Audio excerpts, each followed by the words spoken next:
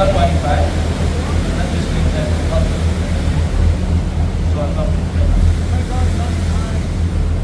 As we clear the bridge, to your left, dominating the skyline, we've got London's most visited tourist attraction today, the London Eye, which since opening has carried well over 100 million.